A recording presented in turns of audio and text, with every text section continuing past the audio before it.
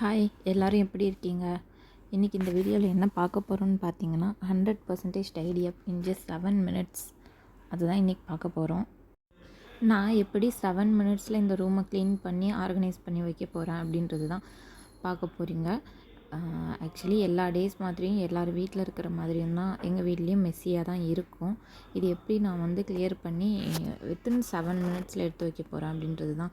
ஏன்னா ஒரு just simple step தான். யோசிக்கிற நேரத்தில் எடுத்து வச்சிடலாம். இப்போ போய் எடுக்கணுமா அப்படின்னு சொல்லிட்டு ஒரு விஷயத்த யோசிச்சுட்டு உட்காந்துட்டு இருந்தோம்னா நமக்கு ரொம்ப எடுக்கணுமா அப்புறமா எடுத்துக்கலாம் அப்படின்ற மாதிரியான ஒரு சின்ன சின்ன தாட்ஸ் தான் இருக்கும். ஆனால் எடுக்கணுமா அப்படின்னு சொல்லிட்டு யோசிக்கிற அந்த டைமில் டப்புன்னு ஏஞ்சி போய் எடுத்துட்டோம் அப்படின்னா அதுக்கு ஒரு 5 minutes 7 minutes அவ்வளோதான் ஆகும். டப்புன்னுட்டு கிளியர் பண்ணி வச்சிடலாம்.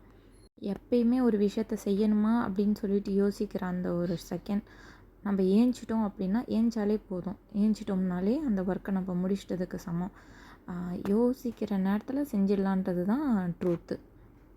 எப்பயுமே ஒரு இடத்துல இருந்து ஏந்திரிக்கிறோம் அப்படின்னா அந்த இடத்துல ஏதாவது ஒரு பொருள் அன்வான்டாக இருக்கும்.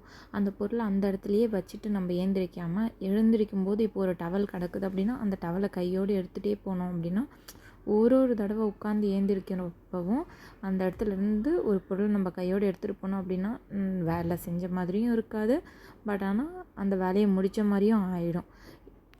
மேக்ஸிமம் மெஸ்ஸியாக காட்டுறது வாஷ்டு கிளாத்ஸ் தான். அது எப்பயுமே வச்சிட்டோம் அப்படின்னா ஃபோல்ட் பண்ணுறதுக்கு மனசே வராது. அது சேர்ந்துட்டே இருக்கும். நம்ம ஒரு இடத்துல வச்சோம் அப்படின்னா திருப்பியும் வாஷ் பண்ணி இந்த மாதிரி எனக்கு நடந்திருக்கு நிறைய தடவை. உங்களுக்கும் நடந்துச்சு அப்படின்னா கமெண்ட் பண்ணுங்கள். நிறைய தடவை எடுத்துகிட்டு போட்டுட்டோம் அப்படின்னா அது அங்கேயே இருக்கும். திருப்பி அதுலேருந்து எடுத்துகிட்டு அதே இடத்துலையே கடந்துட்டுருக்கோம். இதெல்லாம் எனக்கு இதுக்கு முன்னாடி நடந்திருக்கு. ஏன்னா அப்போ என்கிட்ட நிறைய கிளாத்ஸ் இருந்துச்சு. ரொம்ப நிறைய இருந்துச்சு. ஒரு 50 டேஸ்க்கு போட்டுட்டு போகணுன்னா கூட ரிப்பீட் பண்ணாமல் திருப்பியும் போட்டு போகிற அளவுக்கு இருந்துச்சு. அதுக்கப்புறம் தான் ரியலைஸ் பண்ணேன். ஆனால் அந்த டைமில் என்னால் ஒர்க் லோட் குறைக்கவே முடியாது. வீட்டில் அவ்வளோ ஒர்க் இருக்கும். திருப்பி கிளாத் ஃபோல்ட் பண்ணுறதே 1 டே ஃபுல்லாக உட்காந்து ஃபோல்ட் பண்ணணும்.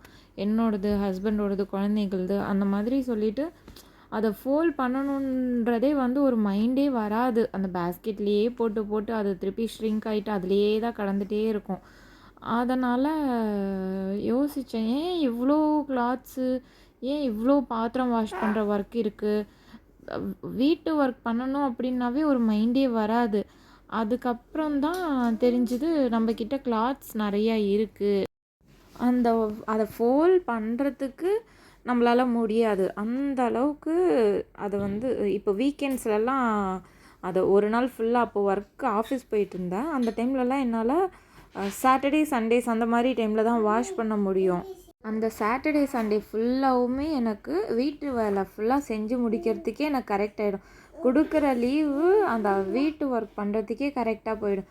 அப்போ தான் எனக்கு ரியலைஸ் ஆச்சு, என்கிட்ட பாத்திரம் நிறையா இருக்குது, கிளாத்ஸ் நிறையா இருக்குது. யூஸ் பண்ணாமலே நிறைய பொருள் நம்ம வச்சிட்ருக்கோம். நமக்கு அதெல்லாம் யூஸ் ஆச்சுன்னா பரவாயில்ல.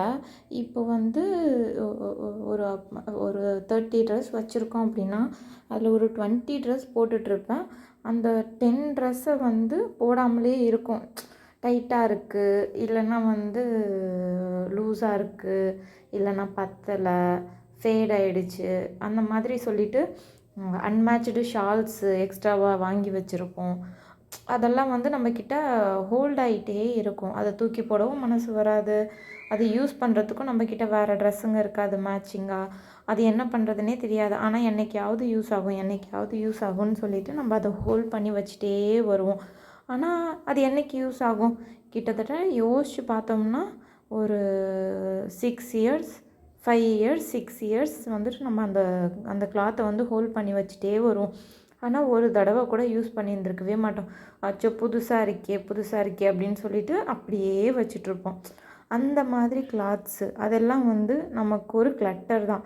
அதை வச்சிட்ருக்கிறதும் வேஸ்ட். ஏன்னா அது 5 இயர்ஸாக நம்ம யூஸே பண்ணலை, எதுக்கும் யூஸ் ஆகலை.